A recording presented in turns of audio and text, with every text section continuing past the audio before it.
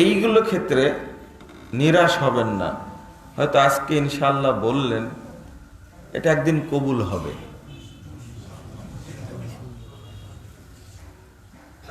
আপনি সৎ পথ পাচ্ছেন না, খুব প্রচেষ্টা চালাচ্ছেন, আপনার একটা চাহিদা, আমি তো চেষ্টা চালাচ্ছি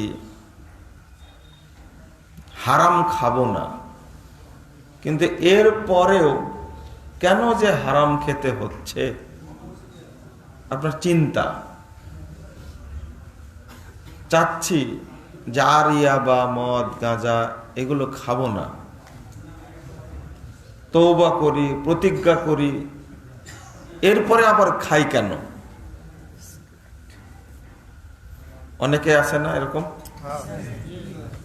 প্রতিজ্ঞা করে, বক্তব্য শোনার পরে মনে করে যাক ইয়াবা যা খাইছি আর জীবনে খাবো না, 2 দিন পর আবার খাই।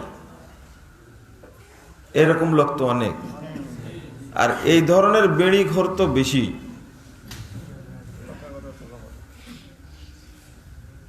তো এর সমাধানটা কি? আমি আগে কয়েকটা কথা বলিনি। 1 নম্বর, তোমরা এইটা লাগায় রাখতে হবে তোমাদেরকে। কে যে বলে দিছে, না মাইকম্যান লাগবে না, থামেন। হ্যাঁ, একটা হলো কিছু শিষ্টাচার আপনাদেরকে বলবো সংক্ষেপে। 1 নম্বর, পরস্পরের সাক্ষাতে সালাম দিবেন, ঠিক আছে? যে যত সালাম বেশি দিবে সে তত বেশি তাড়াতাড়ি জান্নাতে যাবে। কথা বোঝা গেছে? আর আপনার এলাকার মানুষকে তো চিনেই। আল্লাহর কাছে ওই ব্যক্তি উত্তম যে ব্যক্তি প্রথম সালাম দেয়। কার কাছে উত্তম? আল্লাহর কাছে। সালাম আমি দিলাম, আপনি উত্তর দিলেন ওয়ালাইকুম আসসালাম, বলার পরে আবার বলছেন আসসালামু আলাইকুম। এই বদ অভ্যাসটা আগে ছিল না, এখন চালু হয়েছে। এটা হলো বেদাতীদের স্বভাব। এটা কি চেঞ্জ করা যাবে? হ্যালো, এটা হ্যালো, এটা চেঞ্জ করা যাবে? আমি মোবাইল ব্যবহার করি, আপনারা এখান যারা আছেন হয়তোবা, আশা করি, আমার একটা ধারণা, আপনাদের সবার যত ফোন আসে, দিনে রাতে আমার একাই তত ফোন আসে। আমার যতটুকু ধারণা, ভুলও হতে পারে, আমার কাছে 1 দিন 2 দিন থাকলে আপনারা বুঝতে পারবেন। আমি তো হ্যালো আলহামদুলিল্লাহ বলি না, তো আপনি বলেন কেন? শুনতে পাচ্ছে না আসসালামু আলাইকুম, তাও শুনে না আসসালামু আলাইকুম, তাও শুনে না আসসালামু আলাইকুম। শুনতে পাচ্ছেন? তাও শুনে না আসসালামু আলাইকুম, তাও শুনে না। শুনতে পাচ্ছেন আমার কথা? আসসালামু আলাইকুম বললে কি ক্ষতি? কেন বলেন না? হ্যালো হ্যালো হ্যালো, কই শুনছি না তো, হ্যালো, এটা বাদ দেওয়া যায়?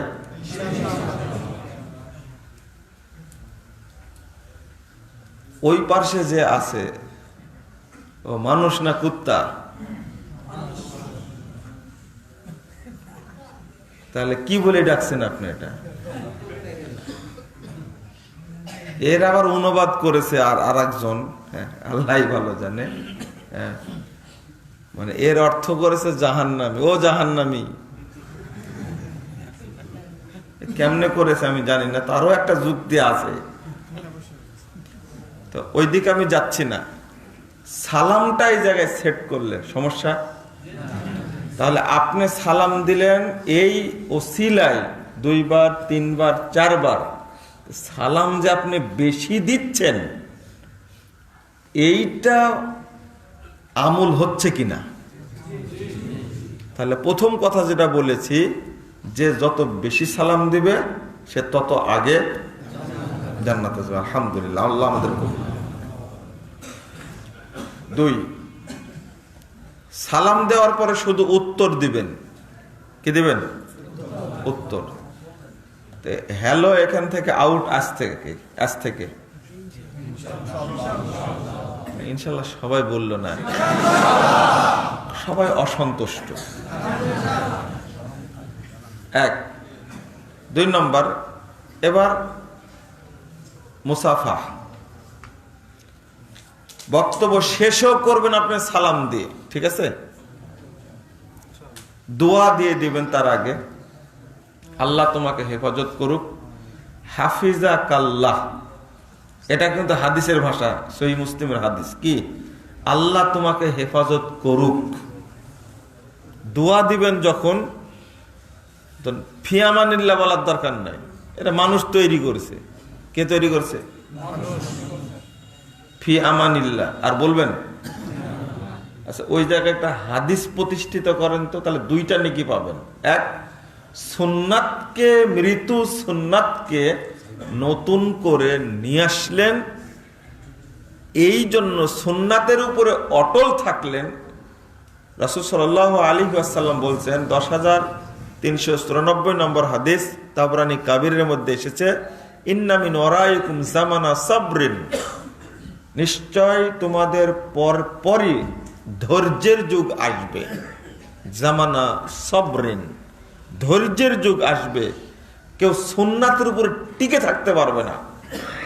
সুন্নাত মানলেই বলবে জেএমবি, বলবে জঙ্গি, বলবে চরমপন্থী, টিকতেই পারবে না। এই জন্য জামানা সাবরিন শব্দ ব্যবহার হয়েছে। তবে লিল মুতামাসসাকি ফি, ওই যুগে যে আমার সুন্নাতকে হাতে দাঁতে শক্ত করে আঁকড়ে ধরে থাকবে, ফালাহু আজরু 50 শাহীদা, ওই ব্যক্তির জন্য 50 জন শহীদের মর্যাদা রয়েছে। একটা সুন্নাতকে প্রতিষ্ঠিত রাখা, বোঝা যাচ্ছে 50 জন মুসলিমের শহীদ হওয়ার মতো মর্যাদা। আপনি হাদিসটা এইভাবে বুঝেন তো। এবার একটা সুন্নাতকে প্রতিষ্ঠিত রাখা, সংগ্রাম করে প্রচেষ্টা চালিয়ে, মানে তার সুন্নাতটার দাম হলো 50 জন মুসলিমের রক্তের সমান। এবার কি বুঝতে পেরেছেন? তাহলে এই সুন্নাতকে আপনি ছোটখাটো বলেন কি করে? ওমর রাদিয়াল্লাহু আনহু বলছেন, আমিন্না ওয়া মিনহুম, আল্লাহ রাসূল, এই 50 জন শহীদ কি তাদের যুগের না আমাদের যুগের? রাসূল সাল্লাল্লাহু আলাইহি ওয়াসাল্লাম ধমক দিয়ে বলছেন, লা বাল মিনকুম, আরে ওমর, না না, তোমাদের যুগে যারা শহীদ হয়েছে বদর, উহুদ, খন্দকে, এদের মতো 50 জন শহীদের মতো। আপনি সুন্নাত ছাড়লেন কেন? সুন্নাত ছাড়বেন না। প্রত্যেকটি সুন্নাতের কোনো না কোনো উপকারিতা, কোনো না কোনো গুণ, কোনো না কোনো রহস্য, তাৎপর্য আছে, সেটা আল্লাহ জানেন। আমার দায়িত্ব পালন করা। কি? পালন করা। কিছু না উপকার পেলেও আমি নেকি পাবো, রাসূলের সুপারিশ পাবো, আমি কাউসারের পানি পান করতে পারবো, রাসূলের সাথে জান্নাতে যেতে পারবো। আর কি চাবেন না? আর দরকার আছে? দুনিয়ার কোনো ফায়দার দরকার আছে? যদিও বিজ্ঞানীরা বলছেন যে তারা মানে 2টা আপনার পাশাপাশি যাচাই করতে গিয়ে এই সুন্নাহটা কেন বলেছেন করতে। বিশ্লেষণ করতে গিয়ে দেখছেন, যেমন টাকনুর নিচে যারা প্যান্ট পরে, যারা কি করে প্যান্ট পরে, বিজ্ঞান বলছে কেন ইহুদিরা কিন্তু টাকনুর নিচে প্যান্ট পরে না, তারা। ডাক্তার কি বলে, মুহাম্মদ সাল্লাল্লাহু আলাইহি সাল্লাম কেন এত বড় কথা বললেন? তো বিজ্ঞান বলছে যে টাকনুর নিচে কাপড়টা পরলে যে কাপড়ের সাথে যতবার ঘর্ষণটা লাগে, এই ঘর্ষণের কারণে পুরুষের পুরুষত্বটা দুর্বল করতে থাকে।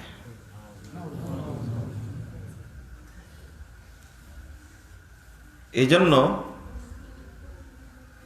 যারা টাকনুর উপরে প্যান্ট পরে আর যারা টাকনুর নিচে প্যান্ট পরে, এদের মধ্যে তুলনা করতে গেলে দেখা যাবে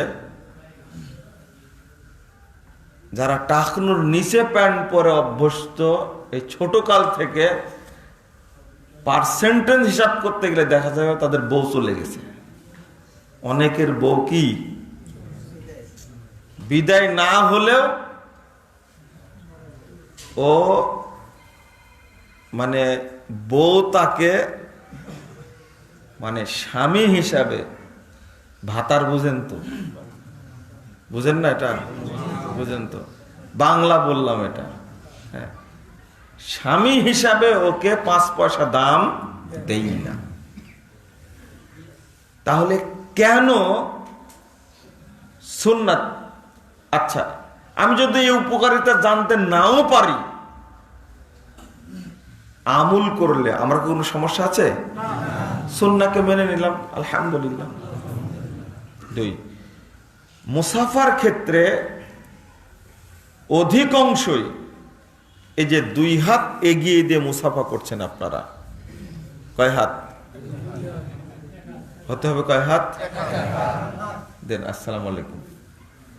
এই যে আমি সালাম দিলাম, আসসালামু আলাইকুম ওয়া রাহমাতুল্লাহ, উনি বলবেন ওয়ালাইকুম আসসালাম ওয়া রাহমাতুল্লাহ ওয়া বারাকাতুহু, এটাও যোগ করা যায়। এটা কিন্তু সালামের পর্ব শেষ। কি শেষ? 5212 নম্বর হাদিস, রাসূল সাল্লাল্লাহু আলাইহি সাল্লাম বলছেন, এই 2 জনের মাঝে এই হাত ছাড়তে ছাড়তে উভয়ের যত পাপ, সব পাপ ক্ষমা করে দেওয়া হবে। মা মিন মুসলিমাইনি ইয়ালতাকিয়ানি ফায়াতাসাফাহানি গুফিরা লাহুমা বাইনাহুমা। রাসূল সাল্লাল্লাহু আলাইহি সাল্লাম বলছেন, উভয়ের মাঝে এই পৃথক হতে হতে যত পাপ, সবই ক্ষমা করে দেওয়া হবে। আবু দাউদের সনদ সহিহ। তো দেন আরেকটা দিলাম, কটা হলো? 3টা। আপনাদের যে বেড়ায় তো পাশে মনে হয়, কোন দিকে, সামনে না পিছনে? এই সাইডে। আজ থেকে অন্তত 18-20 বছর 19 বছর আগের কথা বলছি, মুরব্বী মারা গেছেন। আমি খুতবা দিয়েছি পুরো বড় মসজিদে, খুতবা দিয়ে বসে আছি, তো একজন এসে ওনার এই হাতে হাত দিছে, তখন মুরব্বী বলছে আর এক হাত দেন, তো বলছে যে আর হাত নাই, তো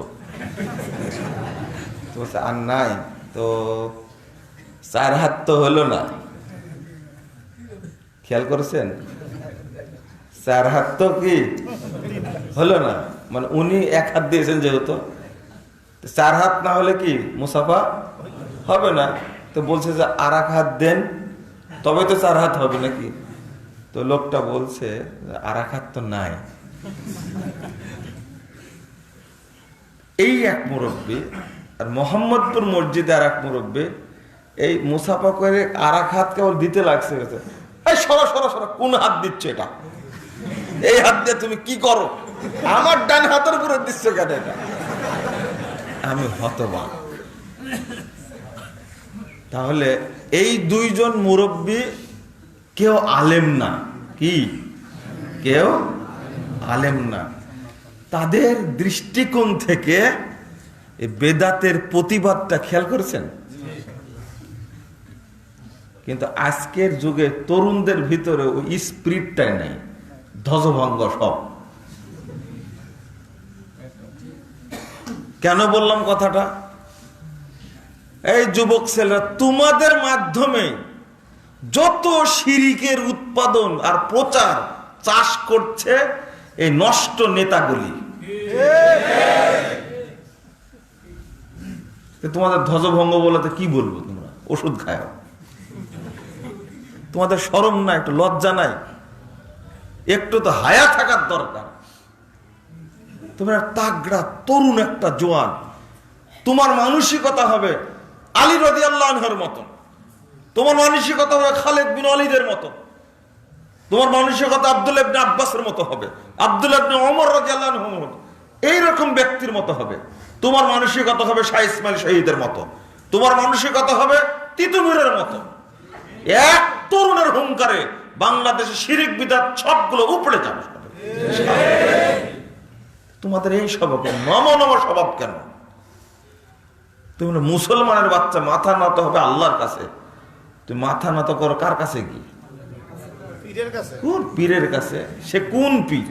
30 বছর পেশাব করে পানি নেয়নি, পায়খানা করে পানি নেয়নি, গোসল করেনি 50 বছর, দুর্গন্ধ, ওর মাথায় পোকা হয়ে আছে, জীবনে মানে কি, মানে সব সময় এই নোংরামের মধ্যে থাকে। আর ওই অপবিত্র দুর্গন্ধ ওই শয়তান ইবলিসের কাছ থেকে লাল ফিতা নিয়ে তুমি হাতে বেঁধে রাখো। তোমার লজ্জা কিছু? এমনি বললাম ধ্বজভঙ্গ। তুমি তোমার পুরুষত্ব আছে? এই মহিলারাও এই কাজ করে। তুমি পড়ো বিশ্ববিদ্যালয়ে, তুমি পড়ো কলেজে, আর এই অপবিত্র ভণ্ড মাথায় জটালা বিড়িখোর, তাড়িখোর, মদখোর উল্টা পড়ে থাকে। এই অপবিত্র লোকের হাত থেকে তুমি যে ফিতা নিয়ে আসছো, তুমিও অপবিত্র হয়ে গেছো। আর ওখানে সেজদা করে। তরুণরা যদি ঠিক হয়, আগামী দিনের প্রজন্ম ঠিক হবে ইনশাআল্লাহ। এবার আর একটা জিনিস বুঝাই দেন, এবার আর এক হাত দেন। এই আগে পাপ ঝরে যাচ্ছিল, এখন পাপ কি হচ্ছে? হ্যাঁ, যোগ হচ্ছে। পাপ কি বাড়ছে না কমছে? বাড়ছে। এবার বলছে যে নাহমাদুল্লাহ ওয়া নাস্তাগফিরুহু। এই মুরব্বিরা, আপনারা এই দোয়াটা বেশি পড়েন, গোড়ামি করবেন না কিন্তু। এবার ইয়াগফিরুল্লাহু লানা ওয়া লাকুম নাহমাদুল্লাহ ওয়া নাস্তাগফিরুহু, এই দোয়াটা পড়ে। সালামটাই দোয়া। এই যে সালাম দিয়ে যে আমি বললাম আসসালামু আলাইকুম ওয়া রাহমাতুল্লাহি ওয়া বারাকাতুহু, ও মাগফিরাতুর কথা হাদিসে আসছে, তো কি আসসালামু আলাইকুম, আপনাদের প্রতি শান্তি বর্ষিত হোক, ওয়া রাহমাতুল্লাহ, আল্লাহর রহমত, ওয়া বারাকাতুহু, এবং বরকত বর্ষিত হোক। কত চমৎকার দোয়া। আপনি যদি বাড়িতে ঢুকে আপনার বাচ্চাটাকে বলেন আসসালামু আলাইকুম ওয়া রাহমাতুল্লাহ, এবার বাচ্চাটার সাথে আপনি কি মুসাফা করেন, ওই বাচ্চাটাকে শিখিয়ে দেন ওয়া আলাইকুমুস সালাম ওয়া রাহমাতুল্লাহি ওয়া বারাকাতুহু, এই কথা বলে শিখিয়ে দেন। আপনি তো পাপী, গুনাহগার, হারামখোর, আপনারটা কবুল না হলেও ওই মাসুম বাচ্চার দোয়াটা কবুল হবে। কথা বোঝা গেছে? ও পাপ তো শিখেইনি এখনো। যতগুলো ছোট ছোট সূরা আছে, 1 নম্বরে সূরা ফাতিহা, ওকে শিক্ষা দেবেন আপনি, হয় আপনি না হলে আপনার স্ত্রী, হয় আপনি না হলে আপনার স্ত্রী। সূরা নাস, সূরা ফালাক, সূরা ইখলাস, সূরা মাসাদ, তাব্বাত ইয়াদা, সূরা লাহাব, সূরা আপনার নাসর, এই সূরাগুলো, সূরা মাউন, সূরা কুরাইশ, সূরা কাউসার, সূরা আসর, এই সূরাতুল আসর, এই সূরাগুলো কি বড় বড়? এইগুলো শিক্ষা দিবেন বাচ্চাটাকে। কেন? এইটাও যদি না পারেন তবে শিক্ষা দিবেন রব্বির হামহুমা কামা রব্বায়ানি সগীরা।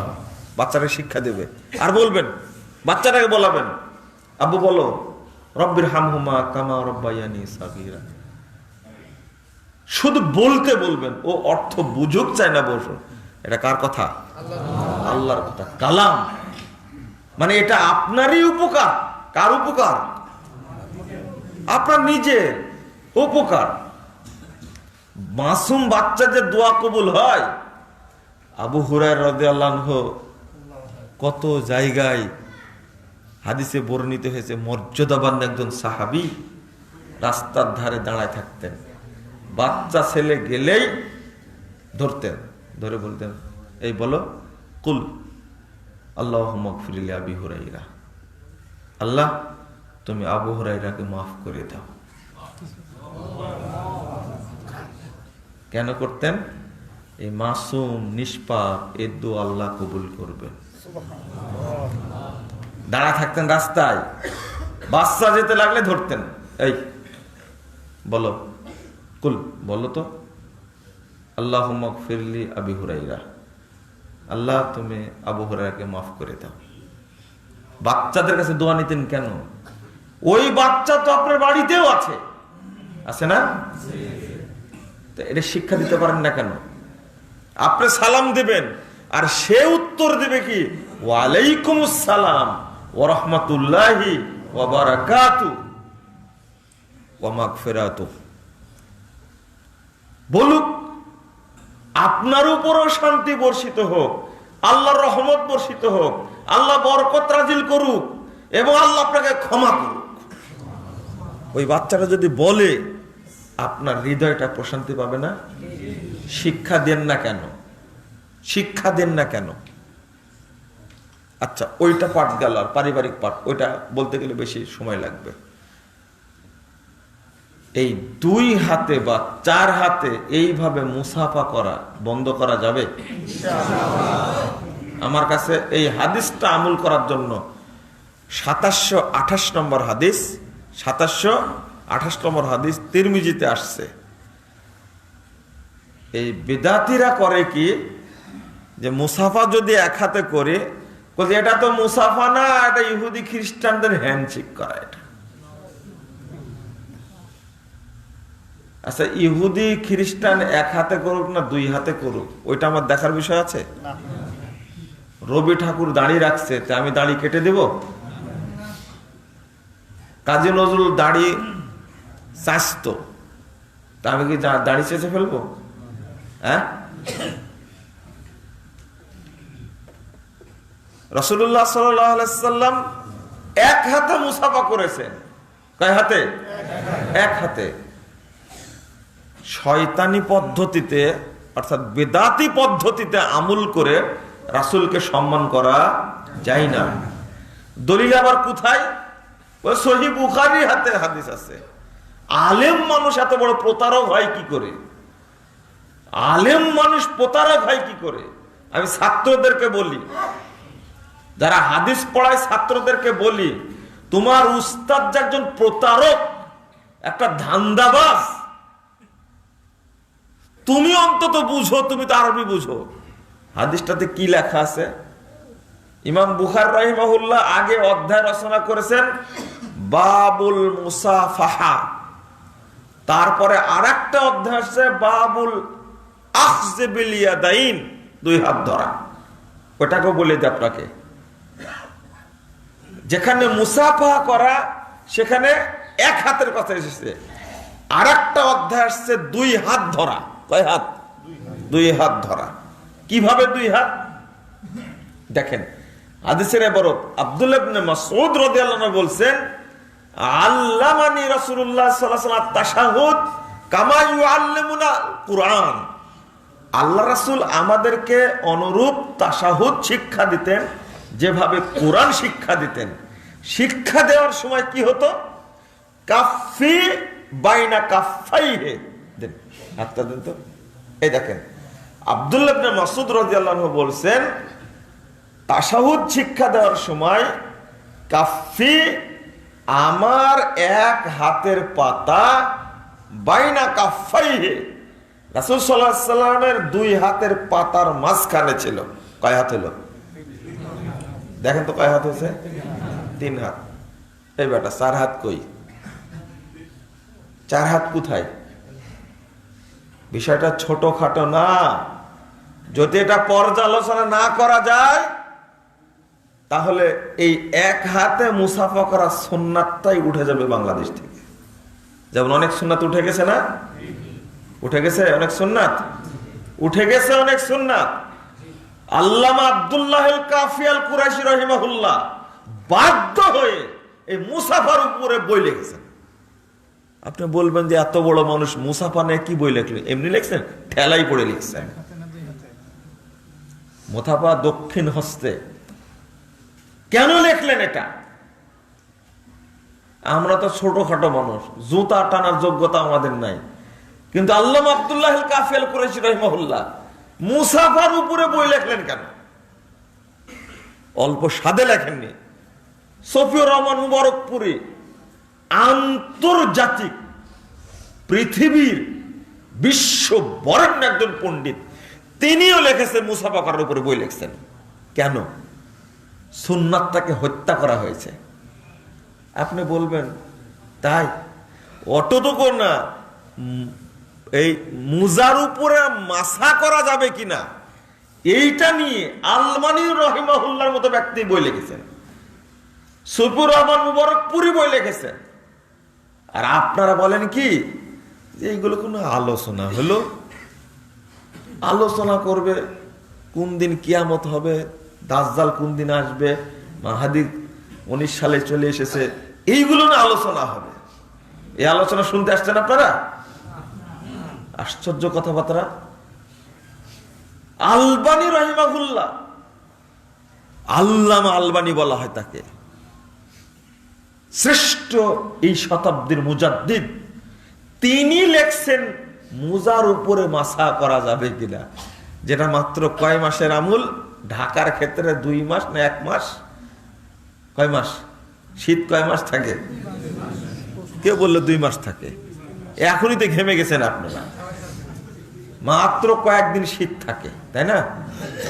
কোন কোন এলাকায় শীতই নাই। কি নাই? মালদ্বীপে গেলাম তো শীতই নাই, তীব্র শীতের মধ্যে ডিসেম্বরের শেষে গেছি, দিব্যি একবারে ঘরে এসি চালা থেকে আসলাম, মানে শীতের গুষ্টি নাই। অথচ কিছু সংখ্যক মানুষ মুজা পরবে, তাও কয়েকটা মাস মাত্র, ওর উপরে বই লিখে গেছেন শুধু মুজা পরা, মানে মুজা পরার, পায়ে মুজা পরে মাসা করা যাবে, এই সুন্নাতকে হত্যা করেছে। তো আপনারা মনে করেন না যে আলোচনাগুলো করছি আমরা এমনিতেই। তাহলে আবার বুকে হাত দেওয়া এটা কি? এই যে এখন আসার পথে মুসাফা করেছে 2 জন, এই 2 খাটাসির বুকে হাত লাগাইছে। এই ত্রিমোহনীতে আসছে কি জন্য? এখানে একবার তো খুতবাও দিয়েছি মনে হয়। এটা কি রুস্তম আলী মসজিদ নাকি? হ্যাঁ হ্যাঁ হ্যাঁ, এই মসজিদে খুতবা, রমাদান মাসে খুতবা দিয়েছে একবার, মনে আছে আমার। তুমি কেন 2 হাতে মুসাফা করলে আমার সাথে? বলো দেখে। আবার বেদাতের মতো এইভাবে বুকে হাত লাগায়। মুখে চুমু খাইছে কিনা জানি না, আমি অতটা মহব্বত আমার প্রতি নাই। যাদের মহব্বত বেশি ওরা মুখেও চুমু খায়। কেন? ওই মুরব্বীর গল্প শোনালাম কেন? একজন বলছে এই হাত দিও না, এই হাত দিও না, এই হাত কোথায় লাগাও তুমি? আমার হাতের উপর হাত দিচ্ছে। তা আপনাদের এইভাবে মানে ভদ্র ভাষায় একটু অপমান করা উচিত। রাসূলের সুন্নাহ আমল করলে সুন্নাহটা প্রতিষ্ঠিত করার নেকি পাবো, আর সুন্নাত মানার নেকি পাবো আরেকটা। এদেশে পরিকল্পিতভাবে বিতিরের সালাতকে হত্যা করা হয়েছে। 1 রাকাত যে বেতের পড়া সুন্নাত, রাসূল সাল্লাল্লাহু আলাইহি সাল্লাম বেতের সালাত যে 1 রাকাত পড়তেন, এটা পরিকল্পিতভাবে মাযহাবীদের সব বই থেকে তুলে দেওয়া হয়েছে।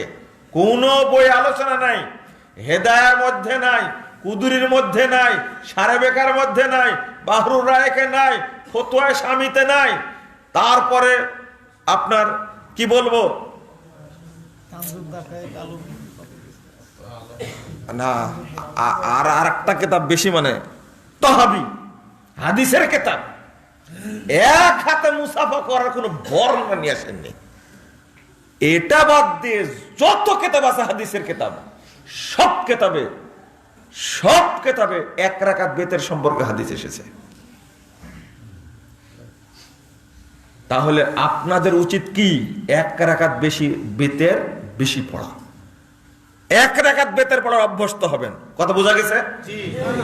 আপনি জানেন 3 রাকাত পড়া যাবে, একটানা 3 রাকাত, এটাও সহিহ হাদিস, একটানা 5 রাকাত, এটাও সহিহ হাদিস, পড়বেন আপনি। কিন্তু বেশি আমল করার চেষ্টা করবেন কয় রাকাত? 1 রাকাত। উদ্দেশ্য কি? এই সুন্নাতকে ওরা হত্যা করেছে, আমরা এই সুন্নাতকে প্রতিষ্ঠিত করব ইনশাআল্লাহ।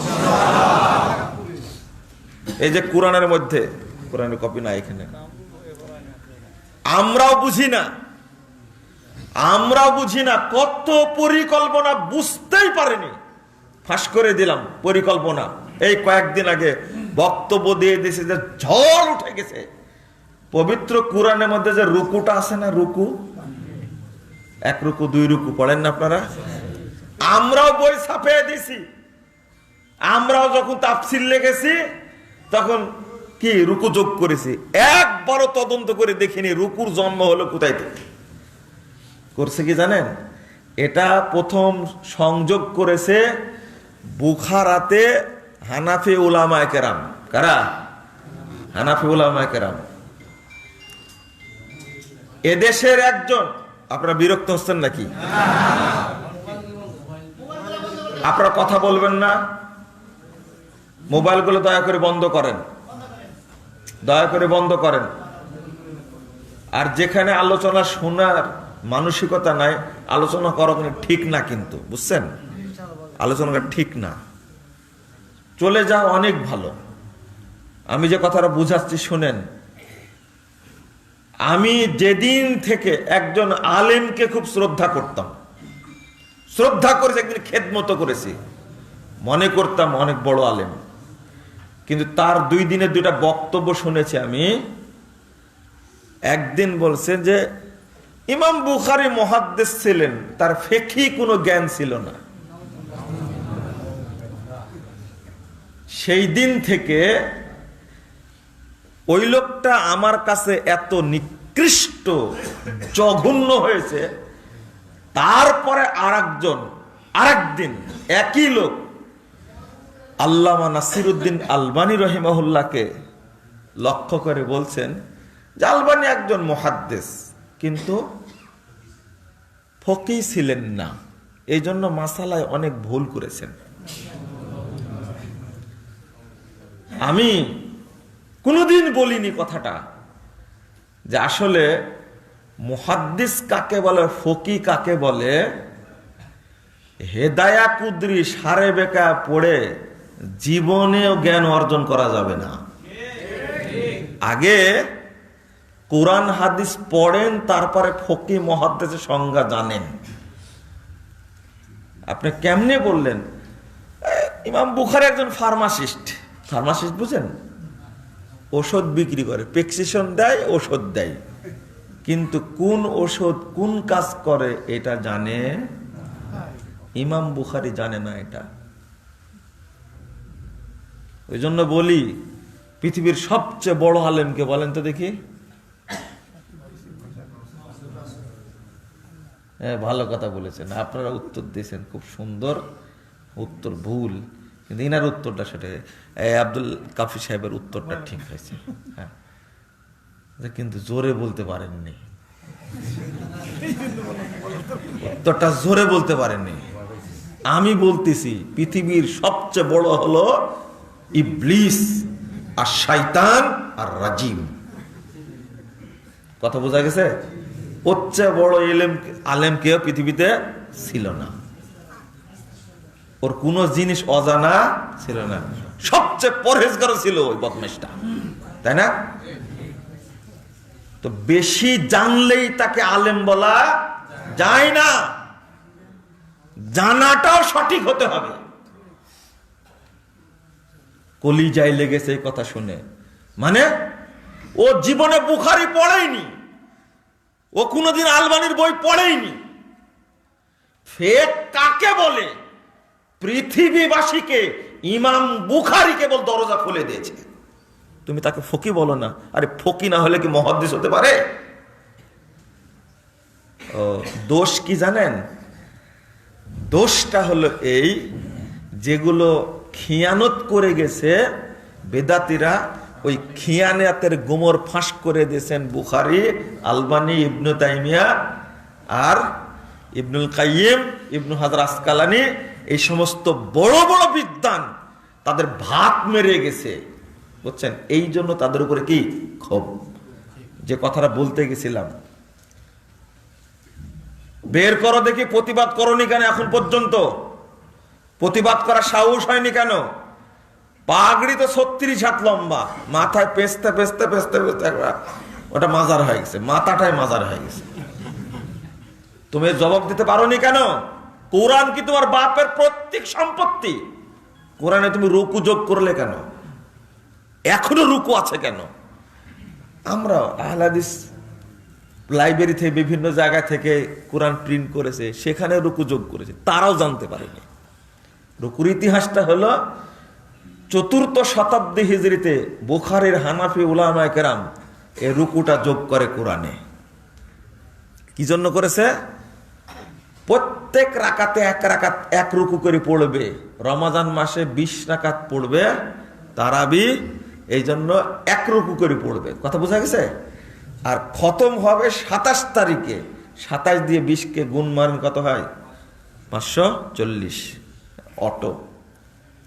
মানে 20 রাকাত তারাবিকে জায়েজ করার জন্য কোরআনের সাথে ভাগাভাগি করেছে। এটা যদি কোনো আলেম জানতে পারে, বলেন দেখে, এটা জানতে পারে, আহলে হাদিস আলেম জানতে পারে, কোন সংযোগ করবে এটা? রুকু মানে কি? ওই এক রাকাতে যতটুকু পড়ে রুকুতে যেতে হয়, এইটা রুকু করেছে। এটাকে রাগ করলেন আপনারা? এটা জানেন। এক লিখে রাখছে মুনজিল, কোথায় পেলে? 7 মুনজিল লিখে রাখছে, 7 দিনে কোরআন খতম করবে, 7 মুনজিল তাই দিয়েছে, লিখে দিছে এইভাবে। ওসমান রাদিয়াল্লাহু মুনজিল পড়তেন, দলিল কই? এক। আর একটা লেখছে, লাম দিয়া লেখছে ওয়াকফে জিবরিল, মানে এখানে ওয়াকফ করলে কি জিবরিল খুশি হন। আর সাল্লাল্লাহু আলাইহি সাল্লাম লেখছে ওয়াকফে গুফরান, মানে এখানে ওয়াকফ করলে সব পাপ ক্ষমা হয়ে যায়। সব গাঁজাখুরি কথা লাগাই দিছে এগুলো। কোরআনের সেজদা কয়টা? সবাই 14টা মুখস্থ করেছে। কোথায় থেকে পেয়েছে 14টা? কারা শিখাইছে? যদি কথা না বলা হয়, সবাই বলে কোরআনের সেজদা কয়টা? 14টা। লেখাও আছে 14টা, লেখাও 14টা আছে। কোরআনের সেজদা হলো 15টা। সূরা হজ্জের 2য় সেজদাটা ওখানে লেখছে ইনদা শাফি। কি লিখছে? ইনদা শাফি। আরে ইমাম শাফি রাহিমাহুল্লাহ মারা গেছে কবে, জন্ম নিয়েছে কবে, আর কোরআন নাজিল হয়েছে কবে? ওখানে তুমি লেখলে কেন ইনদা শাফি? তোমাকে কে লেখার অনুমতি দিল? সৌদি আরবের কোরআন যেখানে ছাপানো হয়, ওখানে ইনদা শাফি টাফি লেখা নাই, 15টা সেজদা দেওয়া আছে, রুকুর গোষ্ঠী নাই। কথা বুঝতে পারলেন? তবে ওই অঞ্চল থেকে, তুরস্ক অঞ্চল থেকে রুকু তুলে দেয়, কিন্তু ওই পচা জিনিস ভারত উপমহাদেশের থেকেই যায়, রেখেই দিয়েছে। সৌদি আরবে যে কোরআন ছাপায় দিচ্ছে এখন উপমহাদেশের নুসখায়, ওই নুসখাতে কিন্তু কোরআন আছেই, ইনদা শাফি লেখা আছেই। যেমন মারিফুল কোরআন ছাপাই ছিল না, রিপোর্ট দেওয়ার কারণে মারিফুল কোরআনটা বন্ধ করে দিছে। এখন এই যে ডক্টর আবু বকর জাকারিয়া সাহেবেরটা কিছু ছাপাই আমি দেখছি, সেখানে আমি নিজেও দেখছি, এটা ছাপাচ্ছে, এটা ভালো আলহামদুলিল্লাহ। মানে যতগুলো ভালো আছে সংক্ষিপ্ত তাফসীর হিসাবে এটা চলে। তো আমি এখানে বলতে চাচ্ছি যে বাংলাদেশে কত খিয়ানত হয়েছে, ওই খিয়ানতটা যদি আপনাকে না বলি জানবেন কি করে? লেখছে বিসমিল্লাহির রহমানির রহিম, সূরা ফাতিহার 1 নম্বর আয়াত কি বিসমিল্লাহ। বাংলাদেশের কোন কোরআনে আছে না? এটা তুমি তুলে দিলে কি করে? তুলে দিলে কেন? সৌদি আরবের কোরআন খুলুন, বিসমিল্লাহ আছে। কেন তুলে দিয়েছে? মাঝখানে করেছে কি গায়রিল মাগদুবি আলাইহিম ওয়ালাদ-দাল্লিন, আর আরেকটাকে সিরাতাল্লাযিনা আনআমতা আলাইহিম। এর মাঝখানে একটা কি আরবিতে 5 লিখে দিয়েছে বড় করে, যেন বুঝে এখানে একটা আয়াত আছে, আয়াত নাম্বার দেয়নি। শেষে 7 নাম্বার আছে, আগে 5 আছে, মাঝখানে কি নাই? 6টা নাই। কেন নাই? মানে যে সাহস পাইনি ওটা 6 বসানোর। দেখেন আপনি কোরআন খুলে দেখেন, সাহস পাইনি 6 বসানোর। মানে তাদের ধারণা বিসমিল্লাহ সূরা ফাতিহার আয়াত না। আরে হাদিস সহি থাকলে এখানে তুমি দ্বন্দ্ব করতে যাবে কেন? কোরআনটা বাংলাদেশে করেছে তাবিজের ব্যবসা, এই জন্য আলেমরা হয়েছে ছাগলের 3 নম্বর বাচ্চা। ওরা মনে করেছে কোরআন ব্যবসা করার জন্য আসছে, তাবিজ দিব আর ব্যবসা করে খাবো, এই জন্য আসছে। কোরআন সংসদে যাবে না, অর্থনীতিতে দরকার নাই, রাজনীতিতে দরকার নাই, সমাজনীতিতে দরকার নেই, পরিবার নীতিতে দরকার নেই। এটা মসজিদ আর মন্দিরে থাকবে, নম নম করবে এখানে বসে বসে। আর পাইছে ওই এক শ্রেণীর হুজুর, একটা বেহায়া হুজুর আছে, জর্দাখোর, গুলখোর, গাঁজাখোরের মতো। এই জর্দা খায়, গুল খায়, আর তাবিজের ব্যবসা করে, পান করে। কোরআনটাকে তাবিজের ব্যবসা বানাইছে, আগে নকশা পিছনে নকশা, আবার লম্বা একটা দোয়া যোগ করেছে। কি দোয়া যোগ করেছে? পেট বানানো। বুঝেন পেট বানানো? বুঝেন কথাটা? নিজেদের পক্ষ থেকে কোরআনে সে যোগ করে দিছে, দোয়া যোগ করেছে। আমি এগুলো বলার ইচ্ছা ছিল না, পট করে মনে আসছে তাই বললাম। সুন্নাত যারা হত্যা করছে তাদের বিরুদ্ধে আমাদের সংগ্রাম হলো, আমরা সুন্নাতকে প্রতিষ্ঠা করে চালবো ইনশাআল্লাহ। ইমাম আবু দাউদ রাহিমাহুল্লাহ চূড়ান্ত উক্তি মনে রাখবো, প্রত্যেকটা আহলে হাদিস তরুণ ভাই যেখানেই থাকো না কেন মনে রাখবা।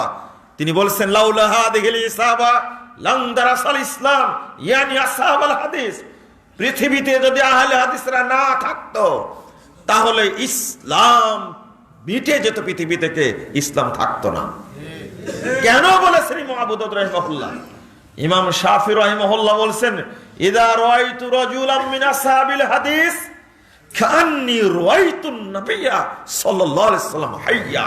আমি যখন কোনো আহলে হাদিস ব্যক্তিকে দেখি তখন স্বয়ং যেন মুহাম্মদ সাল্লাল্লাহু আলাইহি ওয়াসাল্লামকে জীবিত অবস্থায় দেখতে পাই। আজকে আমরা ভুলে গেছি। 2টা বৈশিষ্ট্য বাহ্যিক, একটা মুখের দাড়ি আর একটা টাকনুর উপরে প্যান্ট। একটা কি মুখের দাড়ি আর 2 নম্বর টাকনুর উপরে না নিচে? টাকনুর উপরে প্যান্ট।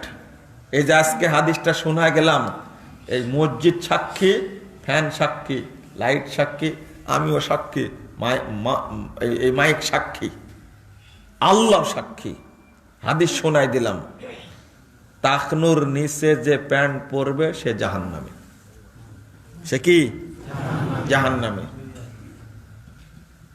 সর্ব অবস্থায় আপনাকে কাপড়টা টাকনুর উপরেই রাখতে হবে, মুনাফিকি করবেন না। আল্লাহ মুনাফিকি চিনে না। সালাতে ঢোকার সময় প্যান্টটা গোটায় রাখেন, তাই না? কাক শিক্ষা দেন এটা। সালাত থেকে বের হয় প্যান্টটা আবার কি নামায় দেয়, কাকে খুশি করার জন্য? হ্যাঁ, এটা কি মুসলিমের কারবার না মুনাফিকের কারবার? কেন করে? সম্মান কার কাছে চান? ইন্নাল ইজ্জাতা লিল্লাহি জামিআ।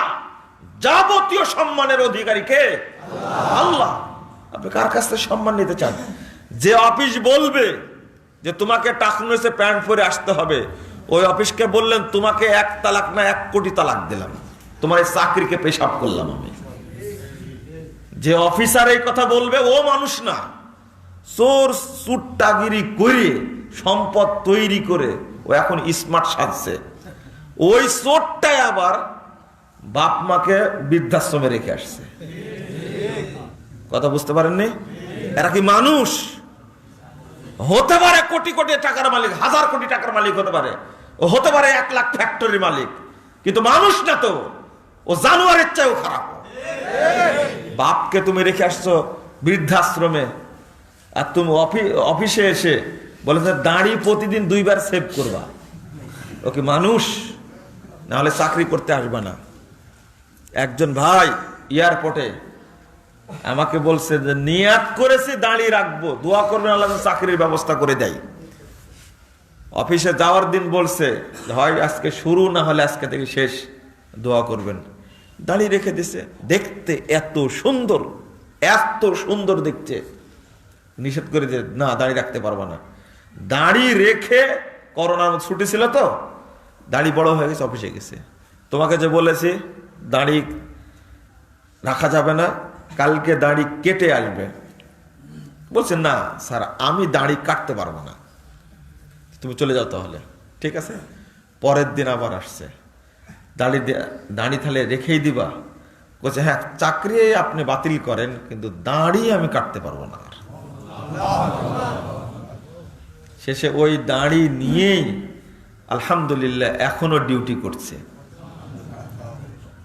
রুজির মালিক কে? আল্লাহ। আর একটা সুসংবাদ শোনালো, আমার চাকরি যেতে পারে বলে আমি আলাদা একটা ব্যবসা শুরু করেছিলাম, ওখান থেকে ছাঁটাই করলে আমি এখানে শিফট হয়ে যাব। এখন আবার চাকরিও আছে আর ব্যবসাতেও আল্লাহ অনেক বরকত দিয়েছে। দেখেন, সুন্নাতের উপর অটল থাকলে। ঢাকা বিশ্ববিদ্যালয়ে পড়ে, ভাইবা দিতে গেছে, ভালো ভাইবা, কোনোদিন দাড়ি চাচেনি, কোনোদিন না, কাটেওনি, ছাটেওনি। ওকে শর্ত দিয়েছে দাড়িটা যে কাটতে হবে, সরাসরি ইবলিসের মুখের উপরে ডাইরেক্ট অ্যাকশন। বলছেন তাহলে এই চাকরির আমার দরকার নাই, আসসালামু আলাইকুম, বেরিয়ে চলে আসছে। এরকম ছেলে কয়জন পাওয়া যাবে? কিন্তু এদের পিছনে লাগছে এক শ্রেণীর নাস্তিক, এই দেশেই তৈরি হয়েছে। ওর মা হয়তো ভালো ছিল, ওর বাপ হয়তো ভালো ছিল, আর পেট থেকে বের হয়েছে জানোয়ারের মতো এক খাটাক বের হয়েছে। ওরা সহ্যই করতে পারে না ইসলামের এই দিকগুলো, তারা কি করতে পারে না? সহ্য করতে পারে না। না যুবক ভাই, তোমাকে বলছি, এত ভালো ভালো ছেলে এখন সামনে আসে, এত ভালো লাগে, এত সুন্দর। ডাক্তারে পড়ছে, বিশ্ববিদ্যালয়ে পড়ছে, তারপরে পলিটিক্যাল সায়েন্সে পড়ছে, আপনি কি বলবো, ইঞ্জিনিয়ারিং বিশ্ববিদ্যালয়ে পড়ছে। এত ভালো লাগে এই ছেলেগুলো যখন সামনে আসে, সবার মুখে দাড়ি, বুঝছেন? দাড়িতে কোনো দিন কাশি খুর দাঁত দিয়েও কাটেনি কোনোদিন। দাঁত দিয়ে কেউ যদি না দেখতে পায়, কে দেখেন? আল্লাহ দেখেন। টাকনুসে কোনো কাপড় পরা শিখেইনি। আপনি ভাবতে পারেন, এক ছেলে বলছে আমার 6 মাস যাবত আলহামদুলিল্লাহ ফজরের জামাত কোনোদিন ফেল করিনি আমি। মেডিকেলে পড়ে একটা ছাত্র, মেডিকেলে পড়ে সেই ছেলে বলছে 6 মাস আমার জামাত কোনোদিন কাজা, মানে জামাত ফেল করেনি। ফেল করা বোঝেন তো, মানে 1 টাকা যে ছুটে গেছে এমনটা হয়নি। আমার আর একজনের ভাইয়ের কথা মনে আছে, সালাতের প্রস্তুতি সম্পর্কে বলেছিলাম। আমেরিকার এক ভাই এসেছিলেন, একটা বেদাতি মাজার পূজারী, বলছে 18 বছর আমার কোনোদিন 5 ওয়াক্ত সালাতে কোনোদিনই জামাত ছোটেনি। আচ্ছা, এটা কি সম্ভব বলেন তো? আপনি কিভাবে করলেন এটা? আমার বাসায় এসে 3 দিন ছিলেন। কয়দিন? 3 দিন। 3 দিন আমি ফেল করেছি, জামাত ফেল করেছি, কিন্তু তিনি জামাত ফেল করেন। আগে জিজ্ঞেস করেছেন মসজিদ কোনটা, আমি বললাম যে এই যে বাসার পার্শ্বেই মসজিদ, এটাই মসজিদ। আল্লাহু আকবার। কিভাবে সম্ভব? 18 বছর আমেরিকায় থাকে, কোনোদিন জামাত ফেল, কিভাবে সম্ভব? কিভাবে সম্ভব? তুমি একটা জিনিস দেখালেন আমাকে, যে আমার 3টা ঘড়ি আছে, অ্যালার্ম সেট করা আছে 3টা ঘড়িতে। কয়টা ঘড়ি? 3টা। যে সালাতে টাইম ভুলে যেতে পারি এই জন্য একটা ঘড়ি অ্যালার্ম দেয়। অ্যালার্ম দেয় একটা ঘড়ি, কি যখন সালাতের টাইমটা স্মরণ করে, ভুলে যাই, আমার মনে থাকে কিন্তু তাও কি দেয়? অ্যালার্ম দেয়। 2, আমি যখন ঘুম থেকে উঠব তখন অ্যালার্ম দেবে একটা। আমাকে মসজিদে যেতে হবে, আমি যত কাজেই ব্যস্ত থাক না কেন, এই অ্যালার্মটা বেজে উঠলে আমাকে আর রুমে থাকা যাবে না। কোথায় যেতে হবে? আমি জীবনেও শুনিনি যে সালাতের জন্য 3টা ঘড়ি রেখে দেয়। আমি ওই লোকের কাছে শুনেছি আজ থেকে 13 বছর আগে। কত বছর আগে? উনি মরে গেছেন না বেঁচে আছেন আমি জানি না। একটা বক্তব্য শুনে, দেখছে মাজার পূজারি মানুষ, দেখতে দেখতে দেখতে দেখতে হঠাৎ করে একটা বক্তব্য দেখে তো শুনি কি বলে, দেখেছি শুনে কথা বলে, আর লাগবে না, ডিস্টার্ব করেন না, আর লাগবে না। তো একটা বক্তব্য শুনে চলে আসছেন আমেরিকা থেকে সিলেটে একদিন থেকে শুধু আমাকে দেখার জন্য রাজশাহী চলে এসেছেন। বলছে যে একটা বক্তব্য শুনে আমার আমূল এই পীর পূজা, কবর পূজা, খাসি দেওয়া, গরু দেওয়া, টাকা দেওয়া সব বন্ধ করে দিয়েছি আলহামদুলিল্লাহ। দেখার জন্য আসছি আসলেই আপনার অবস্থানটা কি, আপনি আসলে কি করেন দেখার জন্য আসছি। একদিন 1 বছর পরে আমেরিকা থেকে সিলেট আসছে, একদিন বাড়িতে থেকে পরের দিন একই গাড়িতে রাজশাহী চলে গেছে। ভাবতে পারেনি যে লোককে রাখবো কি করে, আমার জন্য কিচ্ছু করা লাগবে না, আপনার যে বাসা এই বাসাতে থাকবো, আমাকে মসজিদ দেখাই দেন। 3 দিন ছিলেন, একদিনও জামাত ফেল করেননি, আমার চোখে দেখা। তার একটা কি প্রস্তুতি, কি প্রস্তুতি। আমি আশ্চর্য, কি যেন এর আগে বলছিলাম ভুলে গেছি, আপনারা ভুলে গেছেন তাই না? কি বলছিলাম? হ্যাঁ, 3টা। ও না, এই লোকের অভ্যাসের কথা বলছিলাম। ও এবার মনে হয়েছে, এই ছেলেটা যে 6 মাস যাবৎ জামাত ফেল করেনি, কোথায় পড়ে? মেডিকেলে পড়ে। কেন এইরকম ছেলে আরো তৈরি হতে পারে না? পারে না? দাড়ি আল্লাহর ওয়াস্তে কেউ খুর ধরবেন না। বউ যদি বলে যে দাড়ি যদি রাখো তাহলে আমি চলে যাব, আপনি বলবেন চলে যাও। পারবেন বলতে? পারবেন না। ডিমান্ড নিয়ে বিয়ে করেছেন, হারামখোর, বলতে পারবেন না। হারামের যতগুলো সাইড আছে তার মধ্যে এটা একটা যৌতুক। যারা যৌতুক নিয়ে বিয়ে করেছে, পূর্বাচলে ফ্ল্যাট নিয়েছে শ্বশুরের কাছ থেকে, পূর্বাচলে জমি কিনে নিয়ে রাখছে, বাড়ি করবে তাই শ্বশুরের কাছ থেকে নিয়েছে, বিয়ে করেছে, প্রিমিয়ার গাড়ি নিয়েছে, পালসার গাড়ি নিয়েছে, এই সমস্ত হারামখোরের ইবাদত কিয়ামত পর্যন্ত বেঁচে থাকলে কবুল হবে না, কোনো দিন কবুল হবে না। শ্বশুরকে পালসার গাড়ি ফেরত দেন আজকে। এত হারাম খেলে কি আল্লাহ ইবাদত কবুল করে? তো বউকে তো বলতেও পারবেন না, আপনি একটা বিপদে। বক্তব্য শুনলেন যে দাড়িটা রাখি, কি দাড়িটা রাখি, কিন্তু বউকে তো বলতে পারবেন না, কারণ বললেই বলবে কি যে বাড়িতে আসি, এই বাড়িতে শ্বশুরের টাকা দেওয়া, 2 যে চাকরিটা পেয়েছি, ঘুষ দিয়ে চাকরি নিয়েছি 10 লাখ টাকা দিয়ে, এটাও তো শ্বশুর দিয়েছে। কেমনে যে বলি দাঁড়িয়ে রাখার কথা, দাঁড়িয়ে রাখার কথা বললেই বলবে তুমি বাড়িতে বেরিয়ে যাও। প্রথম বলবে কি তুমি বাড়ি থেকে বেরিয়ে যাও। কিভাবে বলবেন তাহলে? ভুল তো প্রথমেই করেছেন।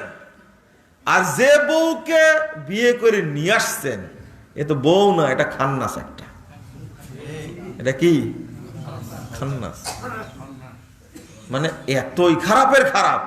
ঢাকা বিশ্ববিদ্যালয়ে পড়েছে, ও তো বুরকা তো দূরে থাক, উড়না তো দূরে থাক, জামা তো দূরে থাক, পড়েছে ফতুয়া আর জাঙ্গিয়া। আগে বলতাম হাফ প্যান্ট, এখন আর হাফ প্যান্ট বলি না। হাফ প্যান্টের একটা কায়দা কৌশল আছে, কিন্তু হাফ প্যান্টের নিচে যেটা পরে থাকে ওটার কথা বলা যাবে? হ্যাঁ, তো ওই মহিলা যদি আপনার বেটার বউ হয়, তাহলে আপনি যতই গর্ব করেন না কেন, আমার বৌমা ঢাকা বিশ্ববিদ্যালয়ে সায়েন্সে মাস্টার্স করা, এটা বৌমা না, এটা ভাইরাস।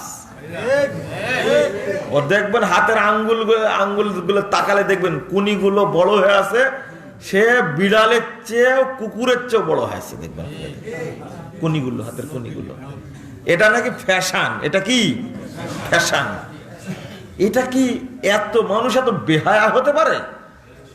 আর এই নখের মধ্যে কত ময়লা জমে আছে, এরা নাকি আবার কি, এরাই নাকি সভ্য জাতি। এরা কি সভ্য জাতি? এরাই সভ্য না।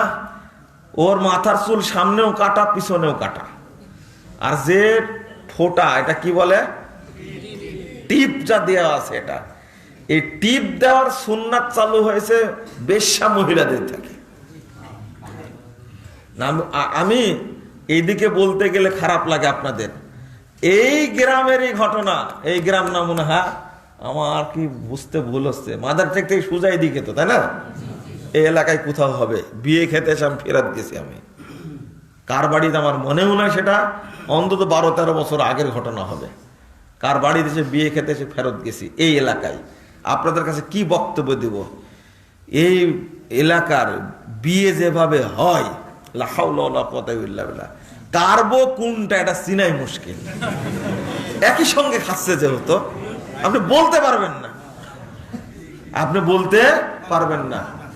এতই খারাপের খারাপ, ইনকাম করে হারাম টাকা, আর যত গহনা কিনে দিয়েছে হারাম টাকা দিয়ে, আর ওইগুলো পরে আসছে বিয়ে খেতে, বসে আছে একসঙ্গে। শুধু এখানে ঢাকার একটা নাম করা হোটেলে বিয়ে খেতে গেছি, সেখান থেকে ফিরে আসছি। দেখতে কত সুন্দর লোকটা, ফর্সা টকটকে পাঞ্জাবি পরা থাকে, দাড়ি। এই লোকের দাওয়াত দেশে বিয়ে না খেতে পারা যায় বলেন দেখি? বিয়ে খেতে যাওয়ার পরে দেখছি লা হাওলা ওয়ালা কুওয়াতা ইল্লা বিল্লাহ, মেয়েটাকে একবারে টোটালি ন্যাংটা করানো, একবারে গায়ে একটু জামা পরা আছে মনে হয়, আর এই যে সেলফি তুলছে, গেটে দরজাটা ধাক্কা দিয়ে ডান পা আগে দিছি, আর সামনেই পড়েছে এই শয়তানের চেহারা। বাম পা আমার যাইনি, দরজা বন্ধ করে আমি বললাম যে চলো এবার বিয়ে আমরা অন্য জায়গায় খাই। আমি বললাম যে এই যে সুন্দর দাঁড়িয়ালা লোকটা, লা হাওলা ওয়ালা কুওয়াতা ইল্লা বিল্লাহ, আস্তাগফিরুল্লাহ আস্তাগফিরুল্লাহ, আমাদের সাথে চলে আর মেয়েটাকে কেমনে বসায় রাখছে। ও মনে হয় 2 মণ স্বর্ণই আছে ওর গায়ে, এমন ভাবে সাজাইছে। আমি কিন্তু দেখছি, কিন্তু না দেখলে তো বলতে পারতাম না আপনাদের কাছে। আমি ভালো করে দেখছি, আমি ভালো করে দেখছি। মানে এক শ্রেণীর মানুষ ওয়েটিং এ আছে, আর এক শ্রেণীর মানুষ ওর সাথে দাঁড়াইছে। দাঁড়ায় কি করছে? ছবি সেলফি তুলছে, ছবি তুলছে। ওই জন্যই এগুলো আড্ডাখানা। এটা কি জাহান্নামে আড্ডাখানা, জান্নাতে আড্ডাখানা? জাহান্নামে আড্ডাখানা। আপনার দাড়ি দিয়ে কি করবেন? টুপি দিয়ে কি করবেন? পরে শুনলাম এই বিয়েতে 50 লক্ষ টাকা খরচ করেছে। এই 50 লাখ টাকা দিয়ে একটা মসজিদ তৈরি করা যায়, তাই না? এই খান্নাসগিরি করাচ্ছে, মানে 50 লাখ টাকা আসছেও তো হারাম পথে, যাবেও তো হারাম পথে। এটাই তো নিয়ম, তাই না?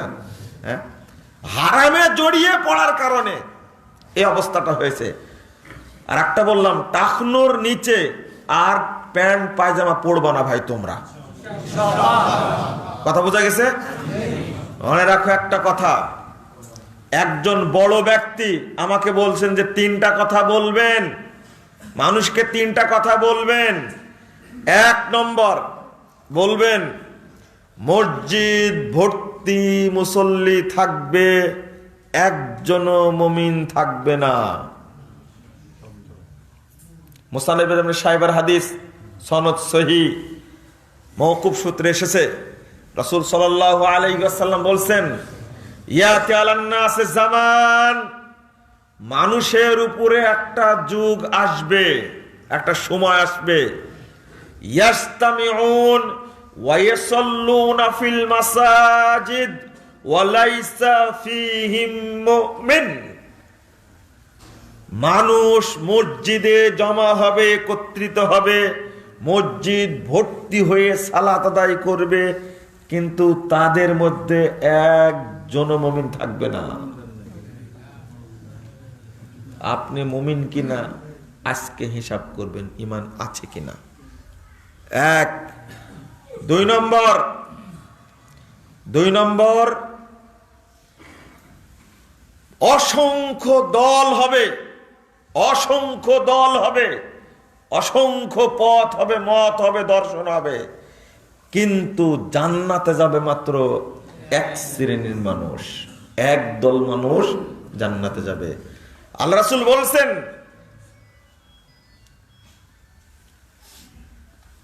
ইন্না বানি ইসরাইল তাফাররাকাত আলা সিনতাইন সাবিনা মিল্লাহ।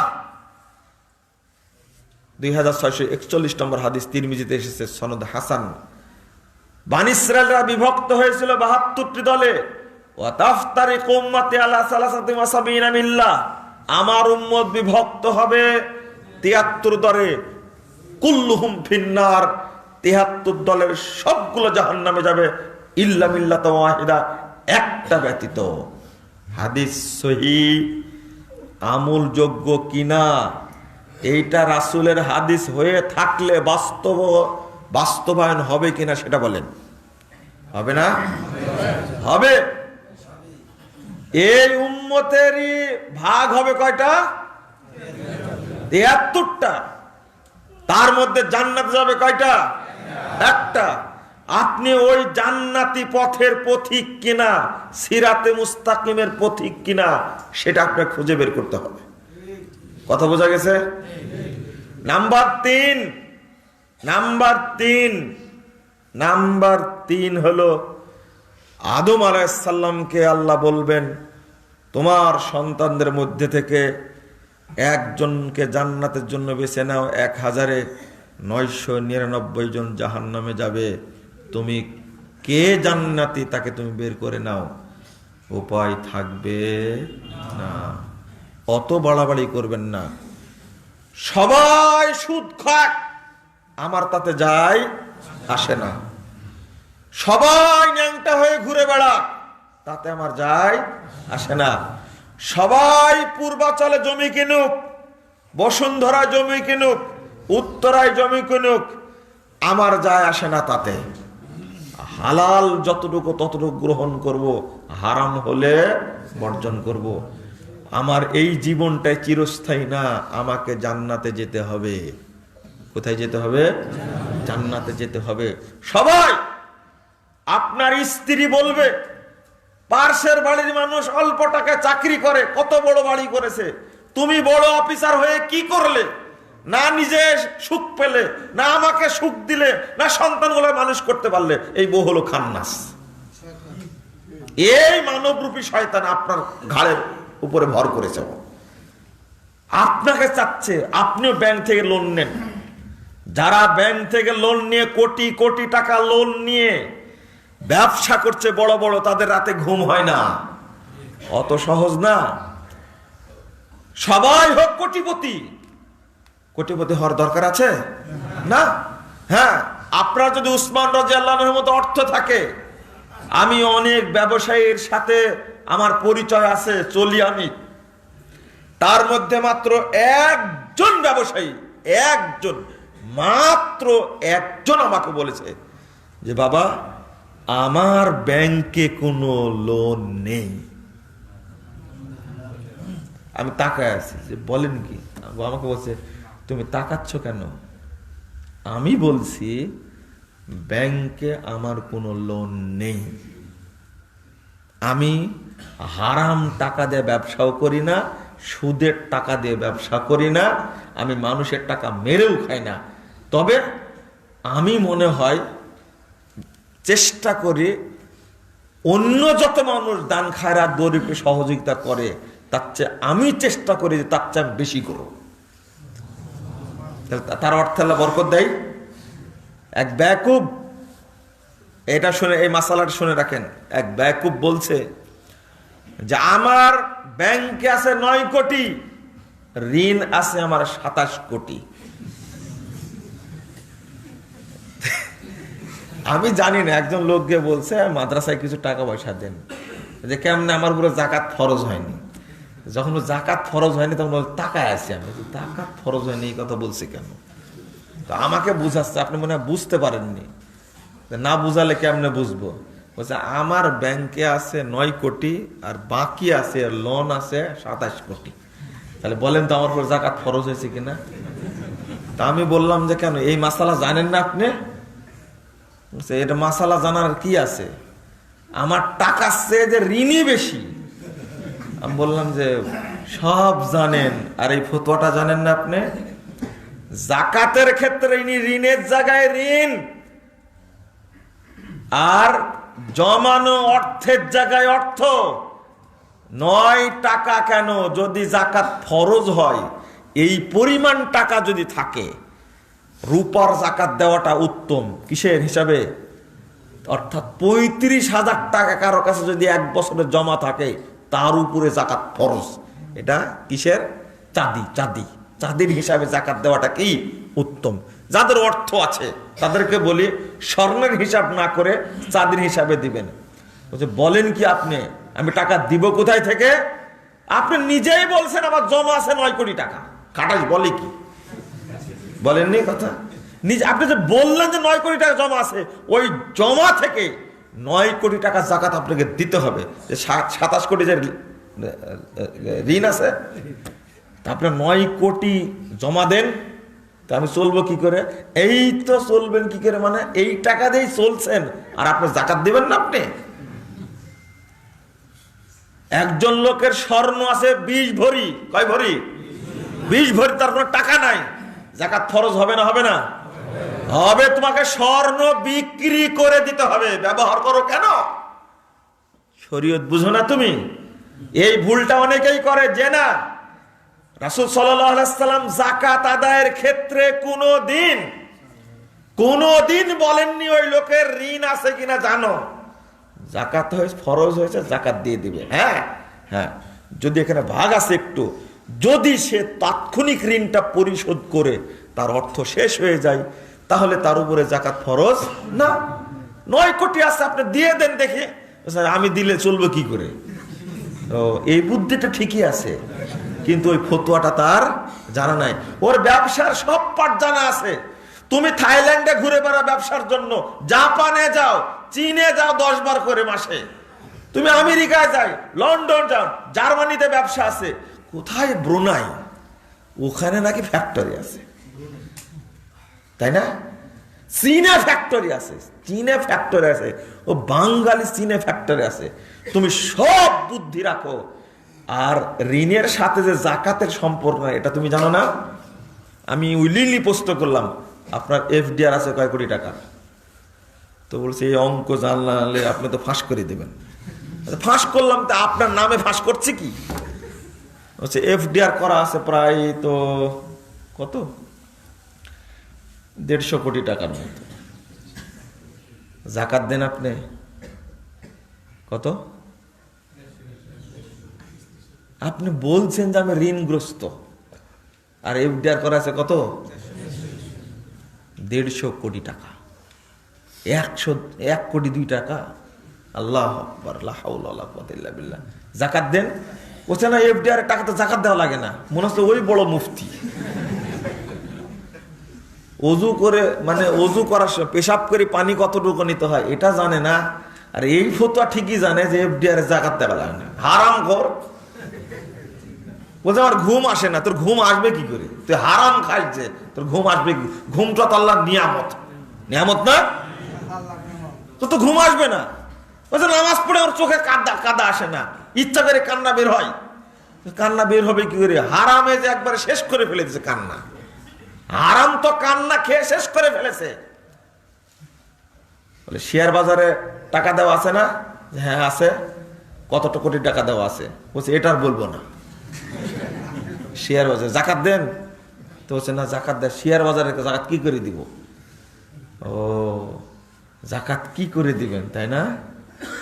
এটা কোনো জিজ্ঞেস করেছেন? বাংলাদেশের 99% মানুষ যারা শেয়ার বাজারে টাকা ইনভেস্ট করেছে তারা জাকাত দেয় না, যারা এফডিআর করে রাখছে তারা জাকাত দেয় না, যারা ডিপিএস করে রাখছে তারা জাকাত দেয় না। এরা হারামখোর, এরা হারামখোর, এরা হারামখোর। এদের ইবাদত কবুল হবে না। যতই কাবা ঘরে যে শীত হয়ে পড়ে থাক না কেন, কবুল হবে না। অত সহজ? কত দিক থেকে হারাম খাচ্ছে মানুষ, কত সাইড থেকে। আল্লাহ রাব্বুল আলামিন বললেন, ইয়া আইয়ুহান নাস কুলু মিম্মা ফিল আরদি হালালান তাইয়্যিবা।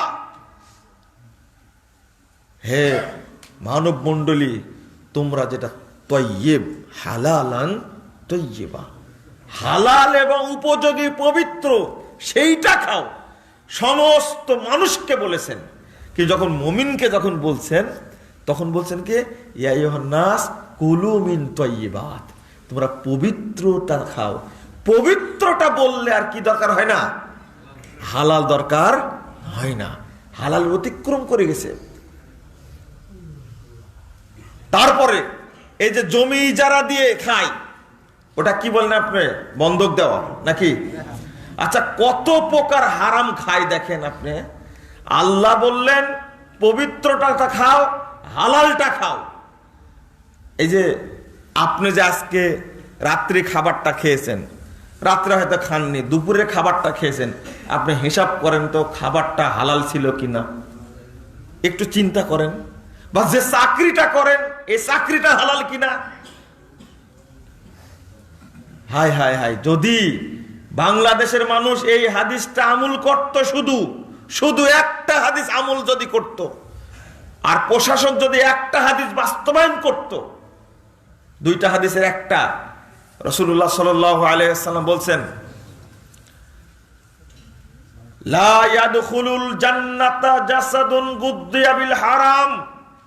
যে দেহ হারাম খাদ্য দ্বারা গঠিত হয়েছে, যে দেহ হারাম খাদ্য দ্বারা গঠিত হয়েছে, এই দেহ জান্নাতে যাবে না। এবার নেন তাবরানী আওসাত 6 নম্বর খণ্ডের 113 পৃষ্ঠার হাদিস, লা ইয়াদখুলুল জান্নাতা জাসাদুন গুদ্দিয়া বিল হারাম। যে দেহ হারাম খাদ্য দ্বারা গঠিত হয়েছে, সেই দেহ জান্নাতে যাবে না। এক, রাসূল সাল্লাল্লাহু আলাইহি সাল্লামকে এক সাহাবী নুমান ইবনে কওকাল এসে বললেন, 117 নম্বর হাদিস সহিহ মুসলিম এসেছে, বলছেন, ইয়া রাসূলুল্লাহ ইজা সাল্লাইতুল মাকতুবা, আমি যদি ফরজ সালাতগুলো আদায় করি, ওয়া আহাল্লালতুল হালাল ওয়া হারামতুল হারাম, হালাল গ্রহণ করব, হারাম বর্জন করব, হালাল গ্রহণ করব, হালাল গ্রহণ করব, হারাম বর্জন করব, 5 ওয়াক্ত সালাত আদায় করব, তাহলে কি জান্নাতে যেতে পারবো? আল্লাহ রাসূল বললেন যে নাম, তোমার জন্য জান্নাত রেডি। হারাম এত খারাপ জিনিস। 326 পৃষ্ঠা হাদিস প্রথম খণ্ডে রয়েছে সহিহ বুখারীর। রাসূল সাল্লাল্লাহু আলাইহি ওয়াসাল্লাম বলেন, ইয়াতি আলান নাস জামান, মানুষের উপর একটা যুগ আসবে, একটা সময় আসবে, একটা যুগ আসবে, লা ইউবালিল মারউ মা খাযা মিনহু আমিনাল হারাম আমিনাল হারাম। একটা যুগ আসবে, মানুষ পরোয়া করবে না হালাল খাচ্ছে না হারাম খাচ্ছে, শুধু খেতেই থাকবে, শুধু খেতেই থাকবে, শুধু খেতেই থাকবে। গরু ছাগলের মতো শুধু খাবে, হালাল হারাম বাছাই করে খাবে না। খাচ্ছে তাই ওইভাবে খাচ্ছে। বলুন, হারাম জিনিসটা পবিত্র না অপবিত্র? অপবিত্র, ঠিক তো? হ্যাঁ ঠিক, অপবিত্র। আল্লাহর ভাষায় শুনেন, 157 নম্বর আয়াত সূরা আরাফের মধ্যে এসেছে, আল্লাহ বলছেন, ওয়া ইউহিল্লু লাহুমুত তাইয়্যিবাত ওয়া ইউহাররিমু আলাইহিমুল খাবাইস। যেগুলো পবিত্র সেইগুলো তোমাদের জন্য হালাল করা হয়েছে, তাদের জন্য হালাল করা হয়েছে। যেগুলো অপবিত্র সেইগুলোকে হারাম করা হয়েছে। নাউজুবিল্লাহ। তাহলে সুদ হালাল না হারাম? বলেন, ভালো করে বলেন, হালাল না হারাম? হারাম। রাজমিস্ত্রি হোক আর কাঠ মিস্ত্রি হোক, দোকানদার হোক আর ব্যবসায়ী হোক, ভ্যান চালক হোক আর অটো চালক হোক, রিক্সা চালক হোক, সবার কিস্তি দেওয়া আছে, সবার। বাংলাদেশের 97% মানুষ কিস্তির সাথে জড়িত। বিভিন্ন এনজিও বাংলাদেশটাকে নষ্ট করে ফেলে দিয়েছে। কিছু এনজিও ছিল, এই বাংলাদেশে কিছু এনজিও ছিল যা সৌদি আরব পরিচালনা করত, কুয়েত পরিচালনা করত, দরিদ্র মানুষদেরকে, এতিমদেরকে খাবার দিত, মসজিদ তৈরি করে দিত।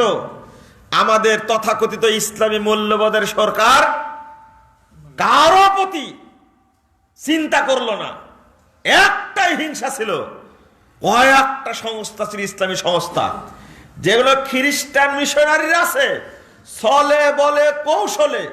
আরে কত খ্রিস্টান পাদ্রী বদমাস বাঙালি হওয়ার পরে ওদের কাছে প্রশিক্ষণ নিয়ে খ্রিস্টান হয়ে মসজিদে নামাজ পড়ছে আর মানুষকে ধোঁকা দিচ্ছে, ইসলাম থেকে বের করে খ্রিস্টান বানানোর চেষ্টা করছে। অন্তত 55,000 এনজিও আছে। কত? 55,000। একটাও বন্ধ করেনি। বন্ধ করলো কোনটা? ইসলামী এনজিও, যেটা আল হারামাইন এনজিও ছিল না, হায়াতুল ইগাসা ছিল, এহিয়াতুরাস ছিল, শায়েখ ভালো বলতে পারবো অনেকগুলি, তখন আমি খুব ছোট কেবল ছাত্র। আমি সেই সময় বন্ধ করলো 2003 সালে, 4 সালে, 5 সালে এসে সব সংস্থাগুলো বন্ধ করে দিল, এতিমদের পথে নামায় দিল, মসজিদগুলো বন্ধ করে। এহিয়াতুরাস এদের অপরাধ ছিল, মসজিদগুলো তৈরি করছিল, এতিমখানাগুলো তৈরি করছিল, আহলে হাদিস সমাজের মধ্যে এটাই ছিল তাদের অপরাধ। আর যারা তাওহীদকে ভালোবাসে তারা মসজিদ কি বেদাতি জায়গায় দিবে? তাদের টার্গেট তারা বুঝতে পেরেছিলেন একসময়। টার্গেট যদি এহিয়াতুরাস আল ইসলামী কুয়েতের এই সংস্থা যদি থাকে বাংলাদেশে, আগামী 10 বছরে মাজার পূজা করার কোনো লোক পাওয়া যাবে না। ওরা বুঝতে পেরেছিল, কারণ যে হারে মসজিদ তৈরি করছে, মাদ্রাসা তৈরি করছে, 10 বছর যদি চালু থাকে তাহলে বেদাতীদের পকেট থেকে কি হয়ে যাবে? ক্ষমতা পেয়েছে তো, মাত্র 2টা মন্ত্রিত্ব পেয়ে আহলে হাদিসদেরকে নাকে দড়ি দেয়া, ঘুরে বানায়া, জঙ্গি বানায়া যে সর্বনাশটা করে, শুধু এই সর্বনাশটা করেনি, মূল উৎসটা বন্ধ করে দিয়েছে। সেই সময় সৌদি আরব কুয়েতের মানুষ সহযোগিতা করতো কাদেরকে? আজকে অতিথিরা আসতেই পারে না ভয়ে। আর কি কি দেখালো? জেএমবি আছে দেশে, জঙ্গি আছে দেশে, তৈরি করলো কারা? জঙ্গি। নাউজুবিল্লাহ, আস্তাগফিরুল্লাহ। আহলে হাদিসরা জঙ্গি? আহলে হাদিসদের জঙ্গি বানানোর এত প্রচেষ্টা চলেছে।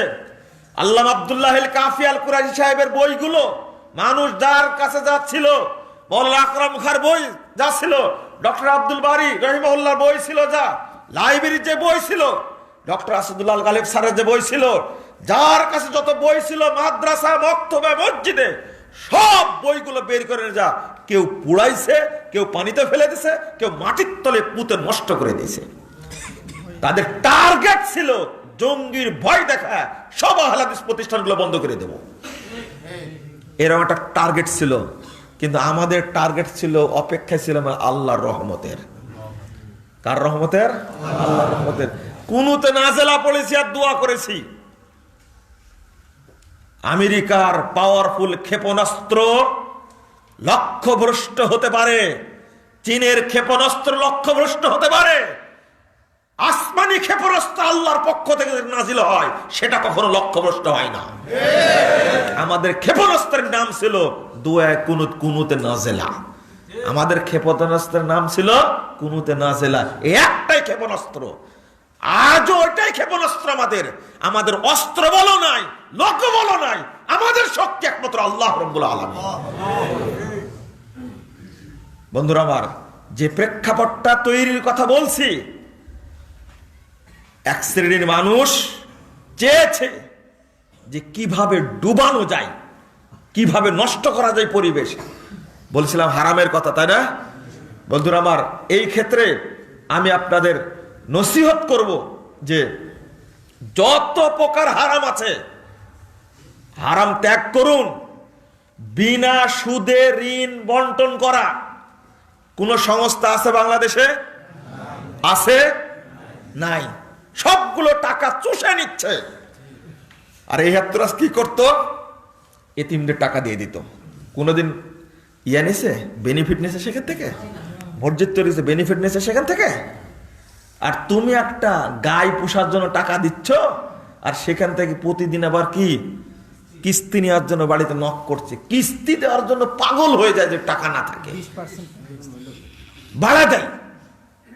মুসলিম এনজিও গুলো চাচ্ছিল দরিদ্র মানুষগুলো ভালোভাবে বসবাস করুক। আল্লাহু আকবার। এই যে আইলার যে ইয়াটা, সৌদি আরব থেকে যত সহযোগিতা করেছে, কোন রাষ্ট্র থেকে এত সহযোগিতা করেনি।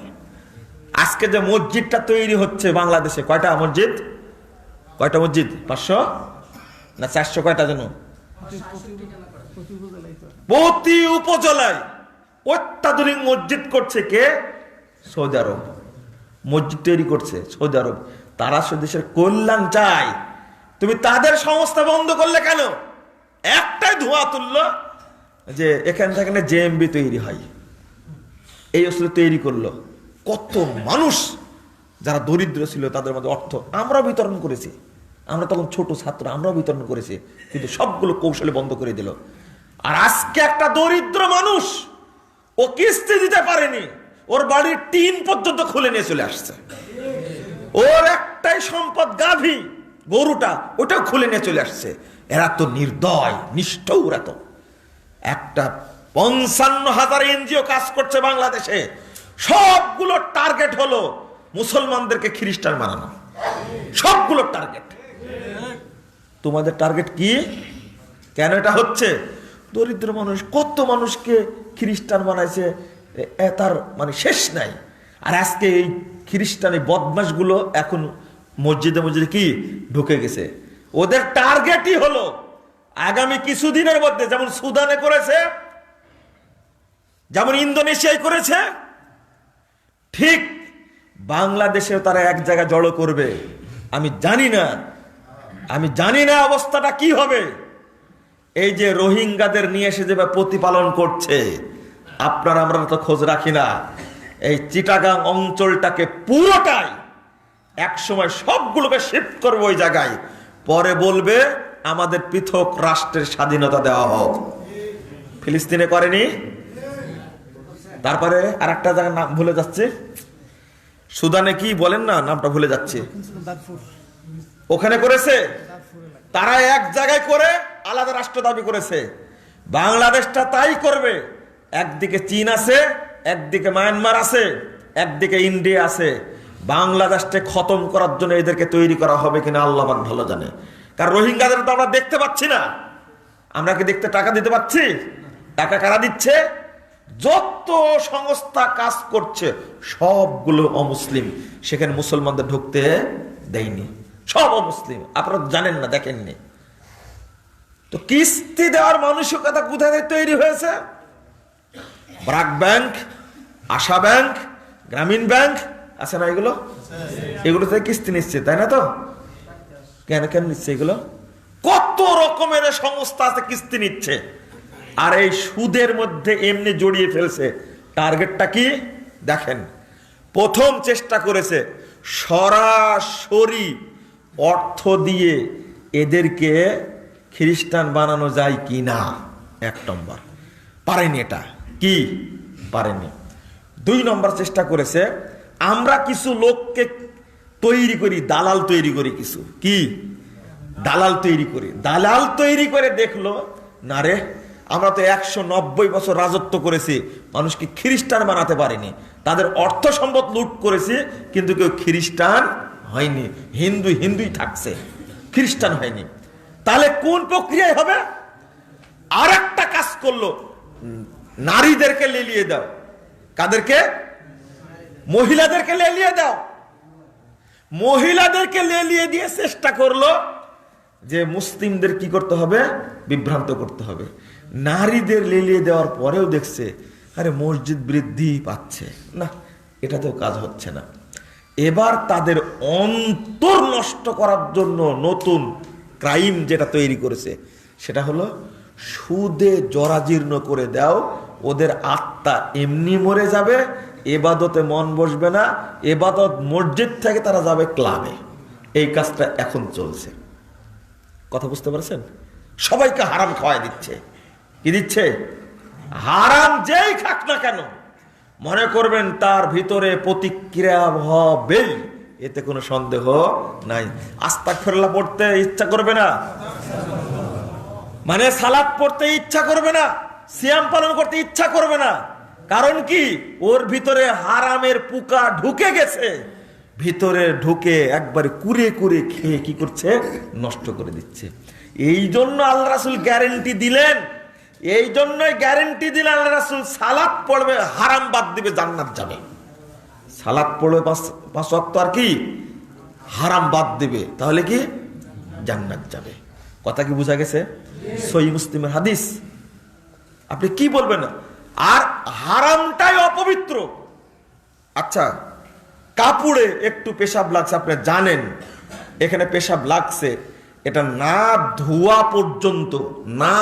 পর্যন্ত আপনার ইয়া হবে, সালাত হবে কোনোদিন মরা পর্যন্ত না। আপনি জানেন এখানে পেশাব লেগেছে, ধুতে হবে আগে, সালাত হয় না, সালাত হবে না। ঠিক হারাম দেহে ঢুকেছে, যতক্ষণ পর্যন্ত তওবা না করবেন ততক্ষণ আপনার ইবাদত হবে না। আল্লাহ রাসূল বলছেন, ইন্নাল্লাহ তাইয়্যিব লা ইয়াকবালু ইল্লা তাইয়্যিবা, নিশ্চয় আল্লাহ পবিত্র, তিনি পবিত্র বস্তু ছাড়া কবুল করেন না। হাদিসটা এতই গুরুত্বপূর্ণ, হাদিসটা এত গুরুত্বপূর্ণ ভাই। দরিদ্র থাকেন, রাসূল সাল্লাল্লাহু আলাইহি ওয়াসাল্লাম বলছেন, 5007 নম্বর হাদিস সহিহ আবু দাউদের মধ্যে এসেছে, আল্লাহ রাসূল বলছেন, দরিদ্র অবস্থায় যদি কেউ মারা যায় আর দিনদার যদি হয়, অন্যদের চেয়ে 500 বছর আগে জান্নাতে চলে যাবে। মানে 500 বছর আগে জান্নাতে চলে যাবে। আপনি দরিদ্র থাকেন হালাল খান, দরিদ্র থাকেন হালাল খান, দরিদ্র থাকেন হালাল খান, 500 বছর আগেই জান্নাতে যাবেন ইনশাআল্লাহ। কেন আপনি এগুলোর মধ্যে জড়িয়ে পড়বেন? আপনি না। আর এক শ্রেণীর মানুষ, এখন সমাধান কি? চুরি করেছি, আত্মসাৎ করেছি, যারা সচিবালয়ে চাকরি করে, যারা ভূমি অফিসে চাকরি করে, যারা পাসপোর্ট অফিসে চাকরি করে, যারা কোর্টে চাকরি করে, একটা কথা প্রচলিত আছে, কোর্টে গেলে ইটও টাকা চাই। বুঝেননি? কোর্টে গেলে ইটও টাকা চাই। আস্তাগফিরুল্লাহ, নাউযুবিল্লাহ, লা হাওলা ওয়ালা কুওয়াতা ইল্লা বিল্লাহ। কোর্ট চত্বরটা এত খারাপের খারাপ, পেশকার টাকা খায়, মুহুরি টাকা খায়, তারপরে কি টাকা খায় মানে হারাম খায়, টাকা না তো কি, ওটা কি হারাম, হারাম খায়। এতই হারাম খোর, একটা ছোট্ট শোক স্বাক্ষর করার জন্য 5000 টাকা নেবে, 2000 টাকা নেবে। গরিব মানুষ ওর কাছ থেকে 100 টাকা নেবে, 50 টাকা নেবে। এদের অন্তরটা এত খারাপ হয়েছে, এত খারাপ হয়েছে। ওই বদমাশের মাথায় টুপি আছে, মুখে আবার দাঁড়িয়ে আছে, নামাজও পড়ে, কিন্তু পাসপোর্ট অফিসে চাকরি করে। এত বড় হারামখোর, এত বড় ঘুষখোর, কল্পনাই করতে পারবেন না।